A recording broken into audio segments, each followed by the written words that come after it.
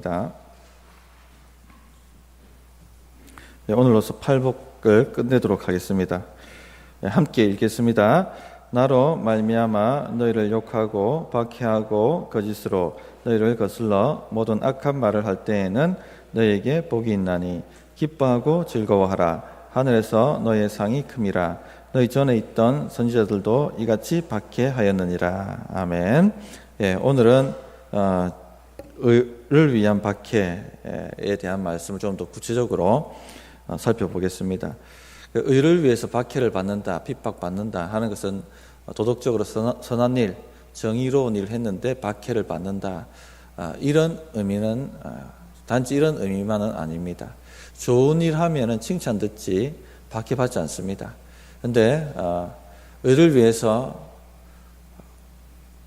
사는 사람들은 박해를 받는다. 이 말은 오늘 말씀을 그대로 연결해서 보면 구체적으로 예수를 위해서 사는 겁니다. 예수를 위해서 살면, 예수를 고백하고 살면, 예수를 믿고 살면 박해받는다. 그것이 바로 의를 위해 박해받는 삶이다 라고 우리가 알 수 있겠습니다. 그래서 의를 위해 산다는 것은 간단합니다. 하나님 나라와 의를 위해 산다는 것은 무엇이냐?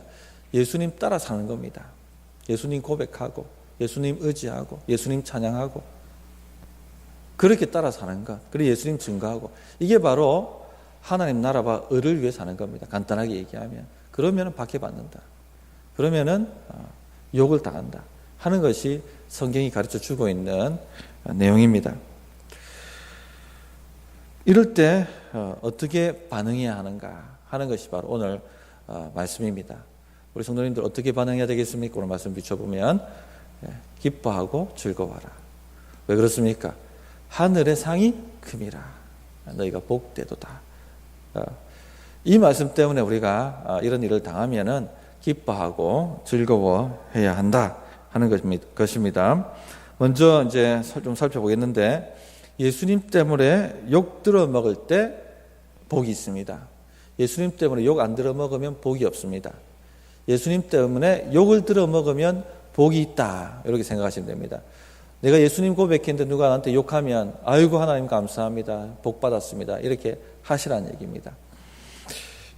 우리나라 사람들이 육체적으로 핍박을 받는 때는 아닌 것 같습니다. 예전에는 유교와 불교가 심해가지고 한 집안에서 두 신을 섬길 수 없다, 이래서 제사 문제를 가지고 굉장히 핍박을 많이 받았죠. 특히 며느리들이, 예수 믿는 며느리들이 들어가가지고는 엄청나게 핍박을 받고 때로는 소박을 당하기도 하고 갖은 모욕과 고통을 당하기도 했습니다. 남편이 칼 들고 와가지고 찔러 죽일 텐다 이렇게 얘기하기도 하고 성경책을 불태우기도 하고 이런 간증들이 많이 있었죠. 또 많이 들어봤습니다. 저도 그런 식으로 엄청난 핍박과 박해를 받았습니다. 늘 술 먹고 들어와가지고 예수 믿는다고 폭행을 행하고, 그래도 주님 의지하고 불쌍히 여기면서 끝까지 그렇게 사셨죠.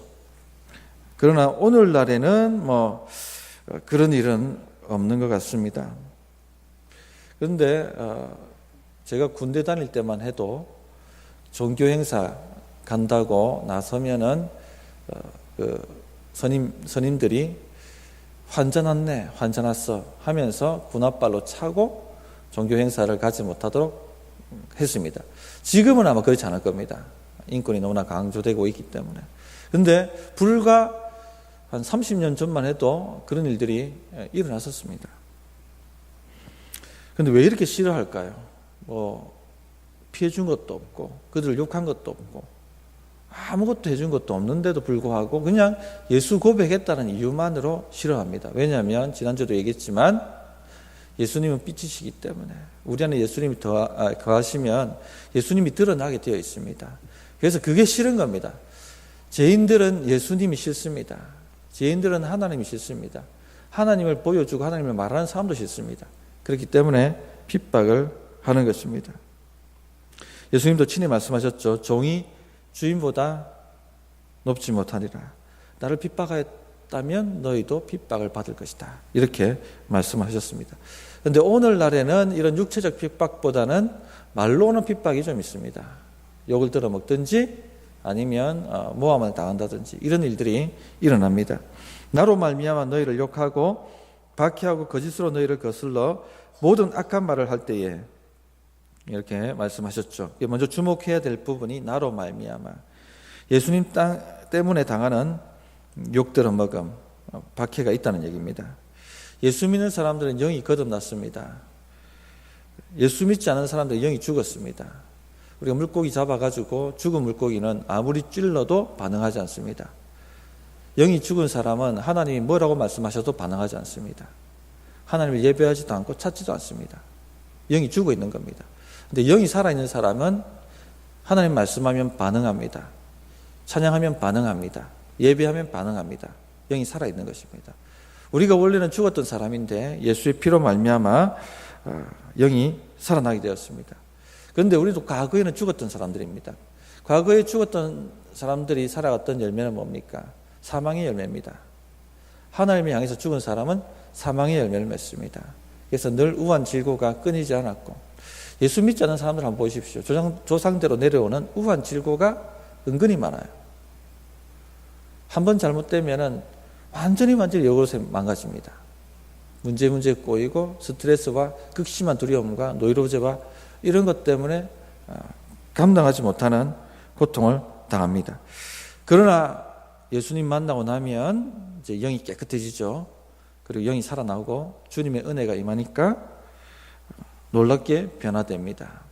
그래서 그때 그 은혜에 너무 감격해서 자신을 의지하지 않고 주를 의지해 살고, 또 자신만을 위해 살지 않고 예수를 위해서 살게 되는 것입니다.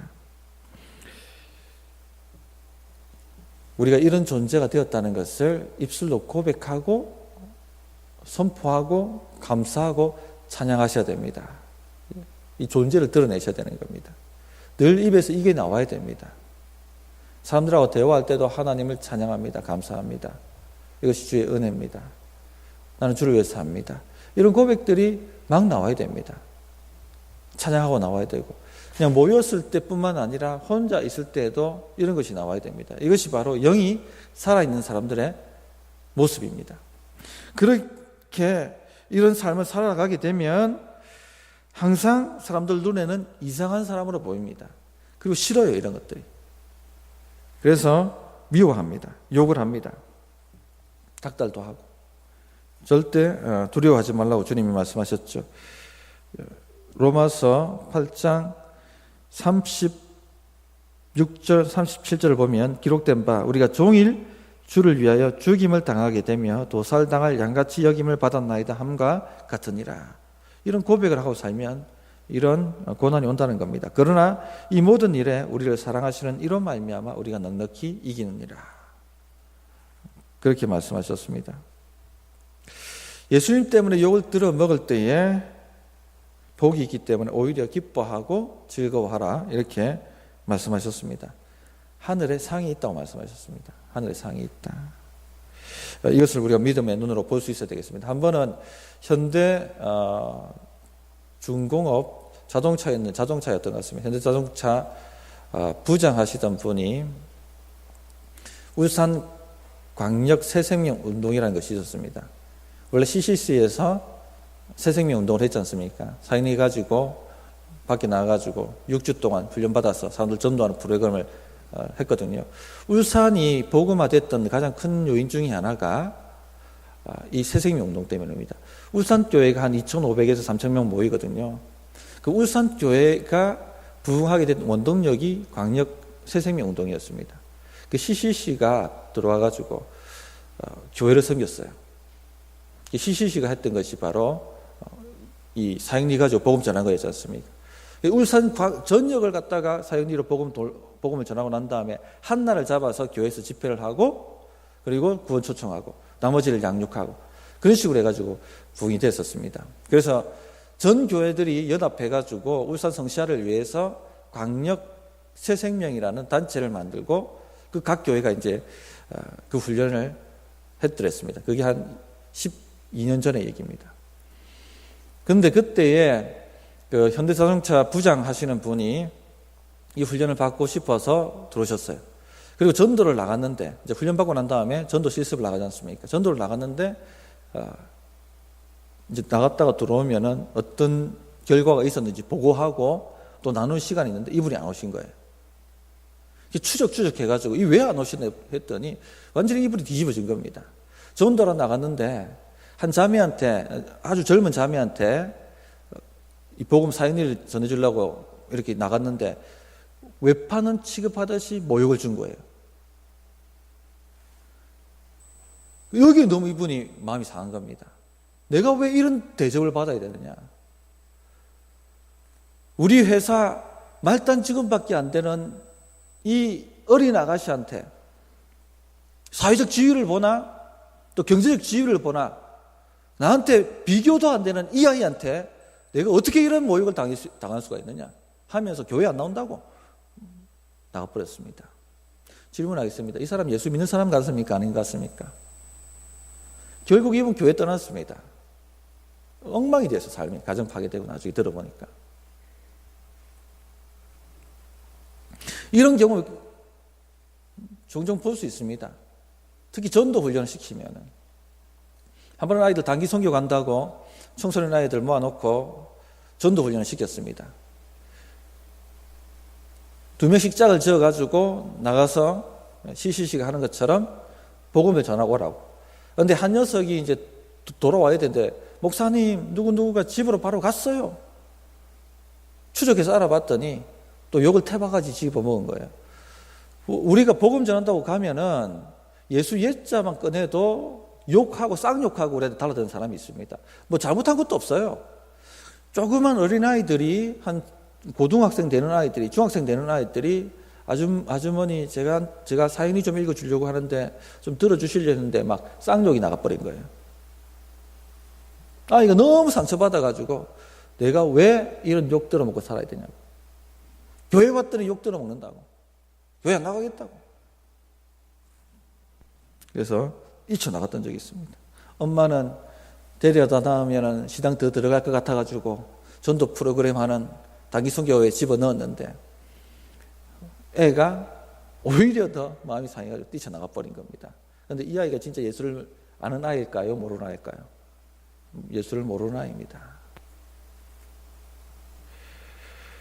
예수님을 안다면 그렇게 반응하지는 않겠죠. 그런데 좀 더 렌즈를 교회 안으로 한번 비춰보도록 하겠습니다. 교회 사역하는 거 누구 위해서 하는 겁니까? 목사 위해서 하는 겁니까? 목사에게 잘 보이기 위해서 하는 겁니까? 은혜 받았기 때문에 하는 겁니까? 맞죠? 예. 예수님의 은혜가 너무 크기 때문에 주님 왜 섬기고 싶어서. 누구를 위해 하는 겁니까? 주님을 위한 겁니다. 예수님의 이름을 위한 겁니다. 그렇죠? 그래서 이 모양 저 모양으로 헌신 봉사합니다. 안내하기도 하고 식당 봉사하기도 하고 교인을 섬기는 거지만 주님의 몸을 섬기는 거기 때문에 주님 위해서 하는 거예요. 성가대도 하고 반주도 하고 교사도 하고 여러 분야로 섬긴단 말입니다. 이게 꼭 아셔야 됩니다. 우리의 헌신의 대상은 예수 그리스도입니다. 사람이 아닙니다. 사람을 섬기지만 결국은 주님을 섬기는 거예요. 주를 위해서 행하는 겁니다. 주의 이름으로 행하는 겁니다. 자, 그런데 좋은 소리 많이 듣습니까? 격려 많이 듣습니까? 아니면은 쓴소리 많이 듣습니까? 사실대로. 좋은 소리보다는 쓴소리 들을 때가 많아요. 마음 상한단 말입니다. 한 번은 고등부 찬양 교사 하는 자매가 있었습니다. 그 자매가 그 하와이 열방대학 예배 스쿨을 나온 사람입니다. 한국에 YM 하와이 열방대학 예배 스쿨 나온 사람이 몇 명 없어요. 그런데 그런 재원이었는데 이제 예배팀 찬양 교사를 했는데 앞에서 이제 찬양을 인도하고 했단 말입니다. 좋은 소리를 많이 들었겠습니까? 아니면 쓴소리를 많이 들은 거예요. 자매가 너무 충격을 받아가지고 울며 불며 저를 찾아왔습니다.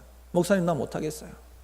울며 불며 다독거리고 돌려보내고 조금 있으면 또 울며 불며 나와가지고 목사님 못하겠어요. 울며 불며. 그런데 한 가지 아셔야 될 게 누구 때문에 욕 들어먹는 겁니까? 이것도 예수 때문에 욕 들어먹는 겁니다. 이걸 아셔야 됩니다. 여기에 마음 상해서 울고 불고 하면 복이 안 되는 겁니다. 어떻게 반응하셔야 됩니까? 기뻐하고 즐거워하라. 할렐루야. 복이 있는 거야. 내가 실수해서 욕 들어 먹으면 내 때문이지만 주를 위해서 섬긴다고 했는데 욕 들어 먹으면 복이 있는 겁니다. 아멘이십니까? 그런 겁니다. 우리 성도님들 이제 벌써 7월이 반이 왔습니다. 반이. 1월 플러스 1 하자고 이야기하고 지나왔는데 플러스 1 하고 있는지 모르겠습니다. 열심히 하셔야 돼요. 주를 위해서. 그런데 보십시오. 이제 곧 있으면 찬바람 불고 연말 돌아옵니다. 한 해 돌아보면 격려보다는 쓴소리 들은 분도 많으실 거고 그럴 거예요. 그러나 즐거워하고 기뻐하는 사람은 복이 될 겁니다. 하늘의 상이 큽니다. 울고 불고 마음 상해서 못하겠다고 한 사람들은 남는 게 상처밖에 없어요. 남는 게 마음 상하는 것밖에 없습니다. 아무런 복을 가져가지 못하는 겁니다. 예, 그래서 교회 이 사역하면서 마음 상하게 하는 이런 것들, 욕 들어먹는 것들, 이 모든 것이 다 주를 위해서 욕을 들어먹는 것이다. 나로 말미암아 핍박받는 것이다. 라고 아시면 됩니다. 물론 예외는 자기가 잘못해가지고 욕 들어먹는 거 빼고. 이해되십니까? 생각을 해보시기 바랍니다. 주께서 우리를 위해서 심판받으시고 저주받으시고 지옥의 불구덩이에서 우리를 건져주셨습니다. 주를 위해서 욕 좀 들어먹는다고 뭐 그래 마음이 상해야 하겠습니까? 주님이 우리한테 베풀어 주신, 예수님께서 우리에게 베풀어 주신 그 은혜에 비하면 아무것도 아닌 것이죠. 그 은혜의 깊이를 안다면, 참으로 그 은혜가 얼마나 큰지를 깨닫는다면 오히려 기뻐하고 감사할 일이죠. 아하, 내가 주를 위해서 섬기는구나. 주님 나를 알아주시는구나. 예수님을 생각해 보십시오. 예수님 이 땅에 오신 목적이 뭡니까? 자기 잘 되라고 오신 게 아닙니다. 죄인들 건지시겠다고 인간의 몸을 입고 오셔서 그 유대인들에게 나아가서 십자가 복음을 전했단 말입니다. 근데 그리고 자기 좋다고 귀신 추방했습니까?